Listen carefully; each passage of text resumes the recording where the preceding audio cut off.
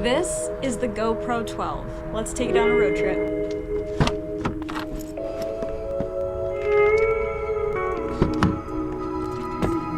Car is a mess. Alright, let's drive to Douglas. We got a 2-hour drive ahead of us. And here we got Chipotle. This is Morgan's room. Flight planning. Look how crazy! There's a screen on it. That's pretty neat. This is my pre-flight stuff. This morning I just finished my run 3 miles out of the way. It's supposed to take off around 7. I also got my GoPro, but I wanted Morgan to take it with him on the flight, so hopefully we get some good footage. Okay, so basically what's happening here is I'm just getting ready to take off, and so I'm scooting the seat up a bajillion times, fixing the camera, making sure everything's good to go. You know, first part is just make sure the seatbelt's fastened. This is called cockpit management. Make sure you have everything you need out and readily available. That is my pee bottle that I'm holding. It happened once, and ever since then, I made sure I came extra prepared with 2 bottles. So again, just getting all my weight and balance stuff together. That's my nav log. Checklist, making sure I have them all. And then here's me going through the checklist. Shoulder harness fastened. A cheek, fuel selector desired tank. Throttle half inch open, battery master on. Alternator on, left right mags on, fuel pump on. Why'd you do it 4 times? It wasn't starting. Oh. So yeah, the plane, you usually have to prime it, and sometimes it doesn't start all the way. So you have to just keep giving it a little bit of gas, keep the starter switch engaged. So that's the MFD that I'm messing with right now. And that just shows you kind of the engine instruments on the left-hand side that I just pointed at, and then making sure all the systems are going, or in the green with little green check marks. This part's cute too because you found the little checklist. You were so stoked. Yes. Yeah, I had lost that checklist the day before, a couple days before, and I actually found it in the plane. You going over there too? So right there was someone else who was about to fly, and I just called over to them to see if they were ready to go. They went ahead and gave me the right of way here.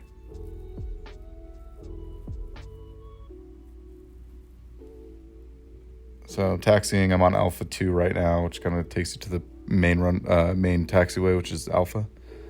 So I clear it, double check the winds, and go ahead and turn onto the taxiway towards runway 5.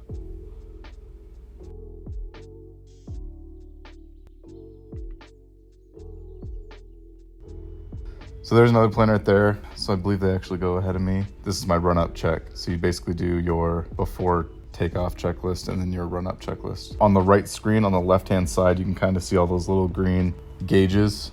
They're hard to see, they're hard to tell. I think I get a close-up view later. Turning off the magnetos, making sure everything works properly should a magneto go out.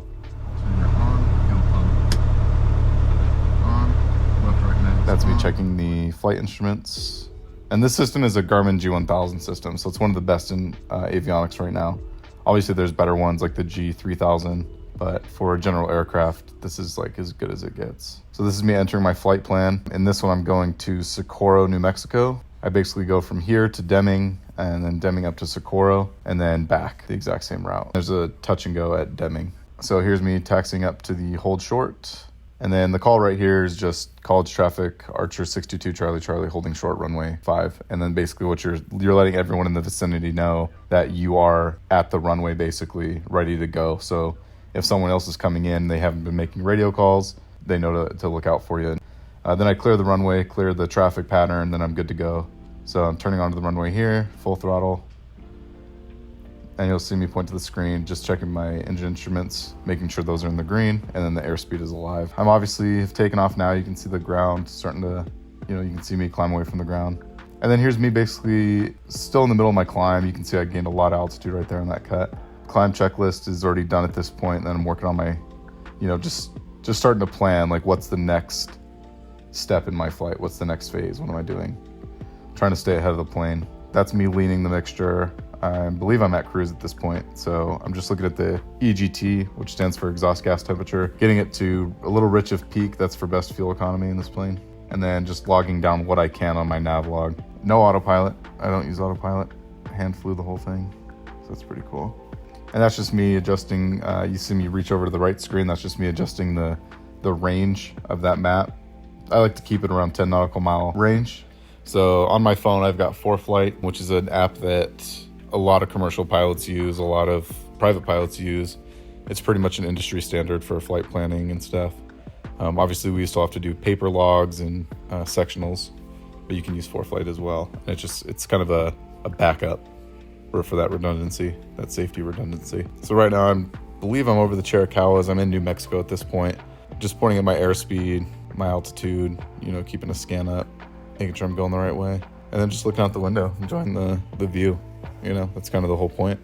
It's easy to get caught up on the instrument panel and stuff when you're flying, but you got to remember to slow down and take in the view too. On that right screen, that's just more engine instrument information. And I believe that's actually my cruise because I use the exhaust gas temperature on that page, gives the cylinder head temperatures.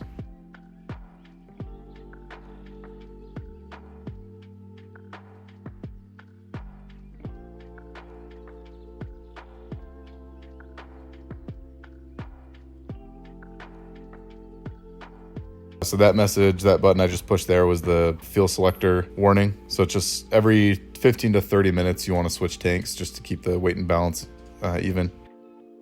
We keep our fuel tanks in the wings, so if you run one for too long, it'll throw off the weight and balance and it'll cause a rolling tendency in the aircraft.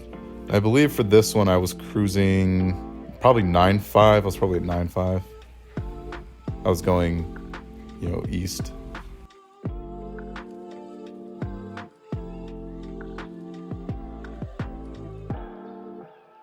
Double checking everything. That's all you're doing, really. Never a dull moment.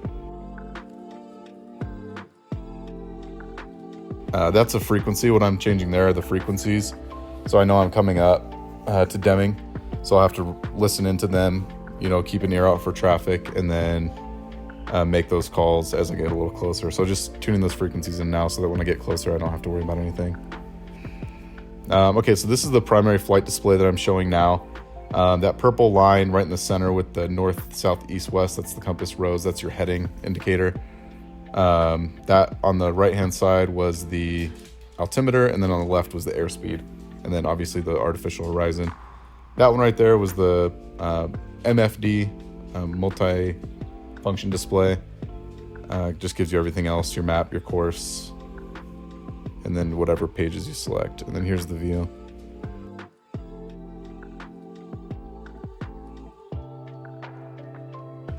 So I'm probably, 50 miles out from Deming at this point.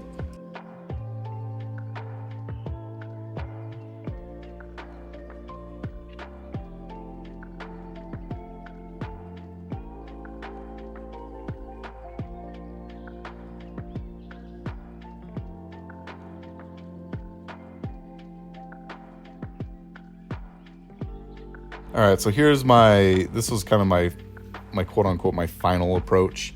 I had started my descent at this point and then coming into Deming. So you'll see as the time elapses, you'll see me obviously get closer to the ground. But I like this shot a lot because it gives you like a perspective of what it looks like up there in a general aviation aircraft. It's really cool seeing the clouds, hovering there, nice bright sky, just a beautiful clear day, great for flying. No turbulence on the way there too, which is wonderful. Here I am coming onto my final approach. I just did a straight in here at Deming. It was a touch and go.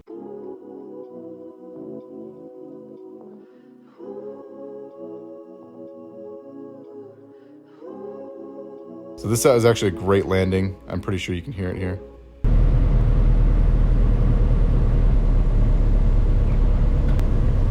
Stop. So right there, you probably heard about two little squeaks. Those are the tires on the runway. And then just full power and head out.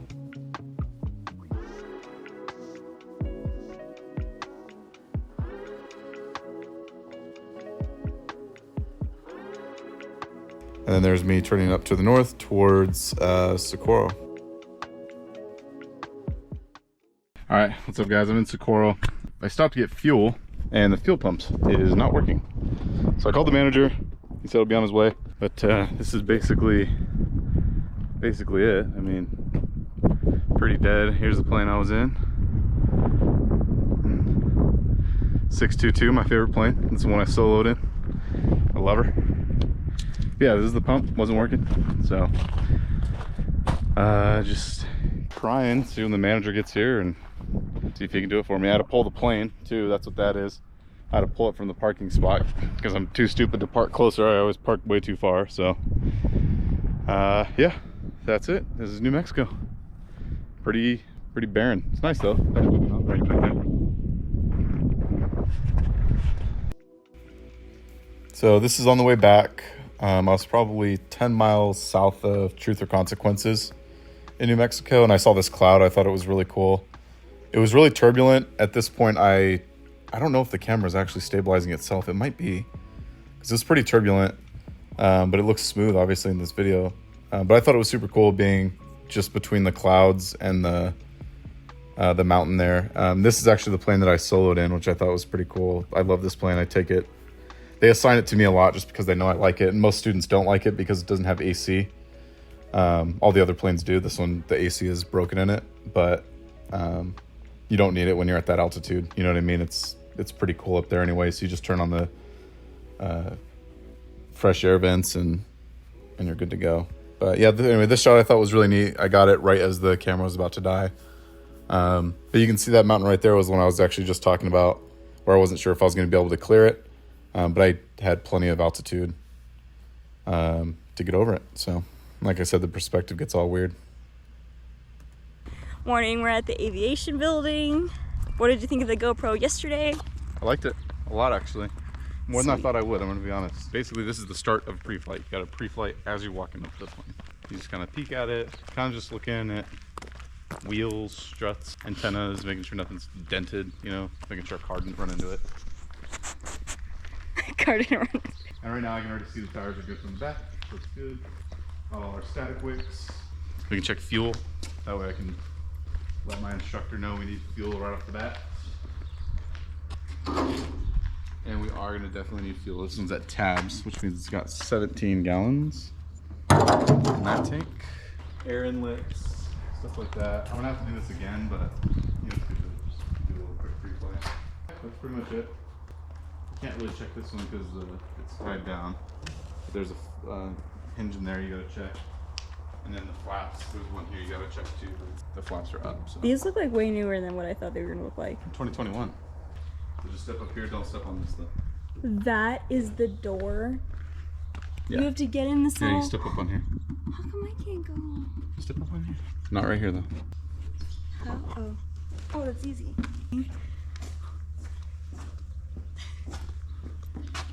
Put it at the window. Well, that's the back seat. Oh. It's hard to see.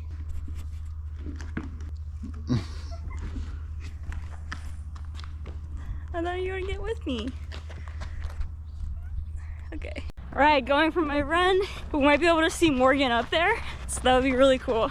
I'm in Douglas, so pretty quiet. Okay, we're in downtown Bisbee. Morgan's flight got canceled today. Yeah. But we get to spend time together. Lead the way, Morgan. I'm just gonna walk this way for now and just see what's open. Cool. I think. That was so cool. It was like a little illusion. Yeah, I thought it was fake. Yeah. It's for real. This is so, look how good this quality looks. It is good. I like that there's a front camera. I've waited for a lifetime for you to calm down. Oh, nothing feels the same without you now. I've waited for a lifetime. Show me your coffee. Coffee. All right, so we're on to another breakfast club. Breakfast place. Breakfast place, yeah. We were up, what, like at 6 today? Yeah. 6 I was up at like a.m., 5:30. Damn. Look how weird. Oh, I don't like. Oh my god, no. No, I'm scared. I have a confession. Okay. I had to poop. And dreaming if I lose my voice, the second I get caught by you, I wanted you to know that I'm afraid. But we can make. So now we're in the basement of an antique shop. Hello. Sorry. No, you're. This is so cute. Oh my god. What? That just scared the shit out of me. Oh my god, what is it? Go in there and look right. No, hell no. No, take the camera. No way. You want to see it? You have to look at it. Ooh, hands. I hate this. I bet they have it on camera because it's hilarious. You're not even on the set, it's filming. It could go away. I hope you hear the things I say when I'm choked up next to you.